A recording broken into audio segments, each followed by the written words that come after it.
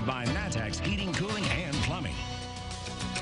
Well, we are taking a look at the Storm Tracker Doppler radar. We've got a few showers and storms showing up here. You can see, we'll zoom in a little bit closer down here into portions of Douglas County, into Coles County here, right over the Oakland area, just south of Newman. Nice little shower there, putting down some good rainfall. And then other locations, we are still seeing some development into Ford and Iroquois County. You can see up here just near the Watsika area. Then other activity just kicking off east of Lincoln. That just formed in the last half an hour or so.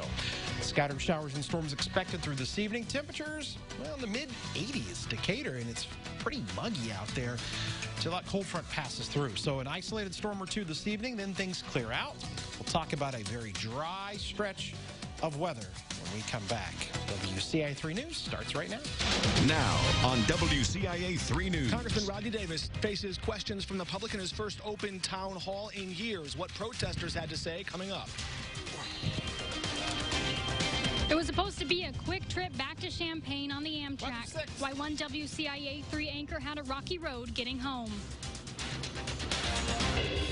In general, driving a semi with a big trailer on it's scary. And it could be deadly.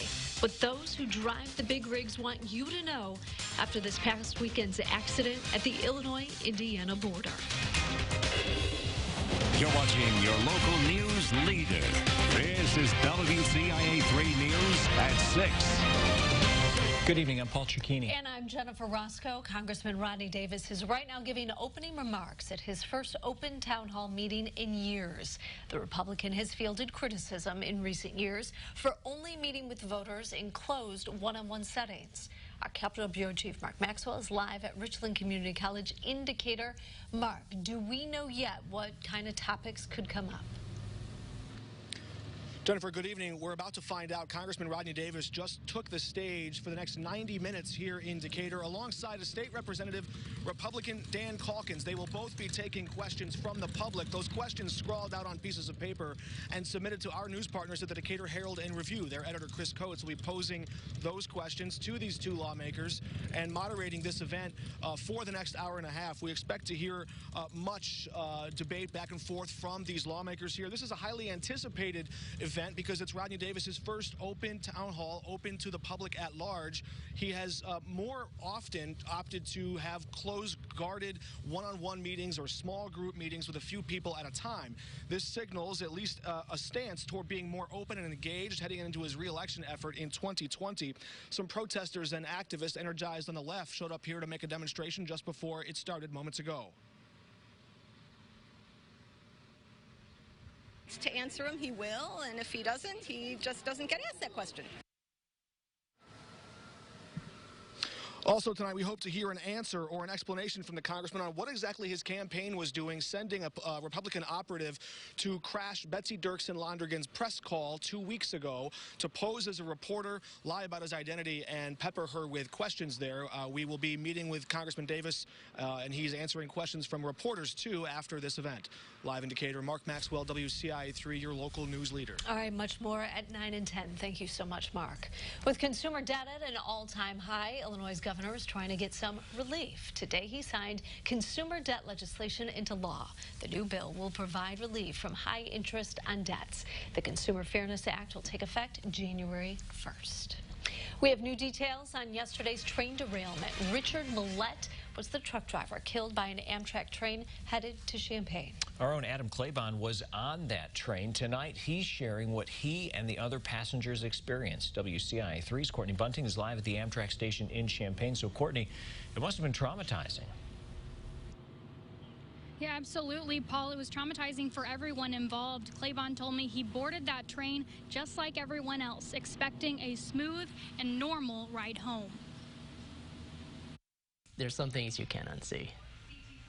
Those visuals are going to be there, probably with you for the rest of your life. No one ever expects to witness a deadly crash when they board a train. But that was the case for WCIA morning meteorologist Adam Claybon. He was headed back to Champaign from Chicago Sunday afternoon when he says the train made an unexpected and jarring stop. We noticed that we started to shake a little bit, and then the train started to go off the track. And we were like, oh, it's about to topple over. and we were leaning, but we stopped. It happened in Monee, about a half-hour north of Kankakee. The train hit a truck that was on the tracks.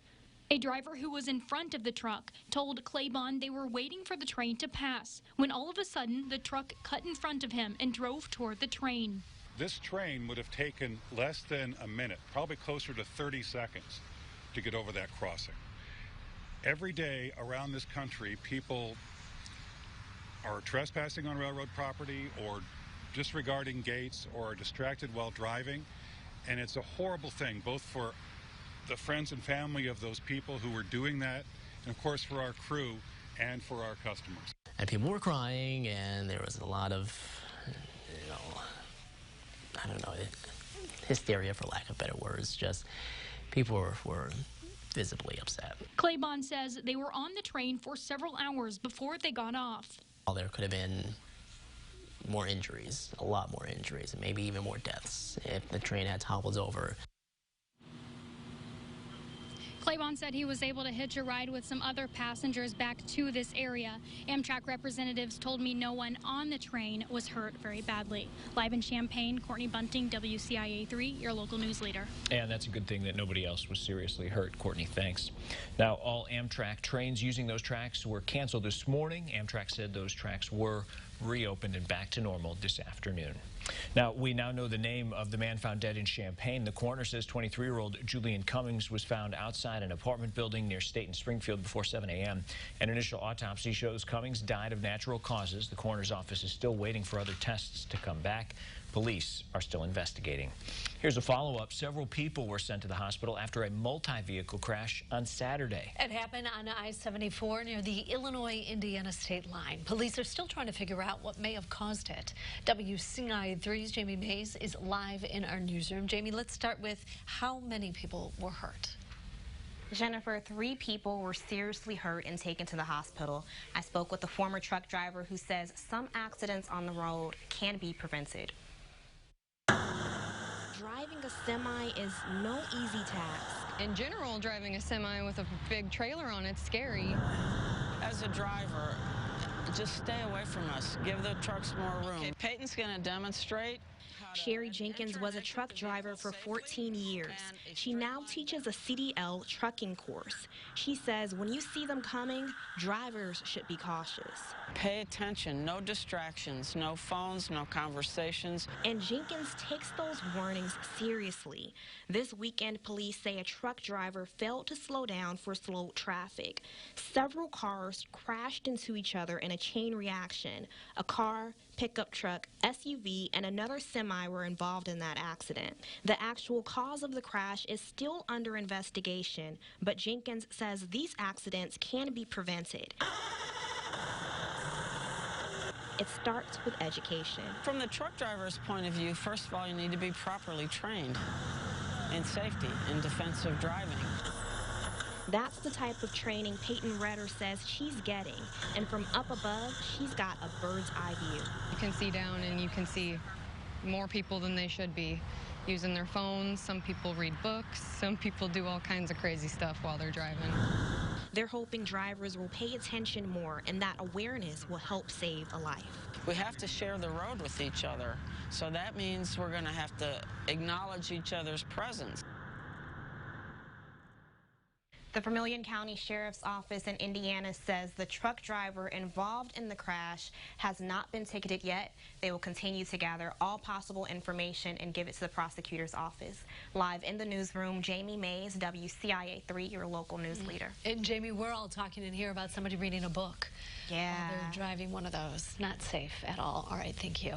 Now, that's not the only crash we've told you about. About 2 weeks ago, a man died at the scene of an accident involving a semi and a pickup truck in Mount Zion. Police say the semi driver didn't yield and pulled out in front of the pickup.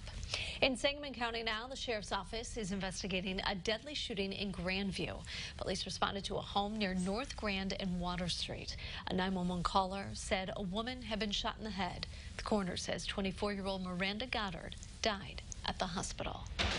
This year's Champaign County Fair is in the books. How many people beat the heat to go? Also tonight.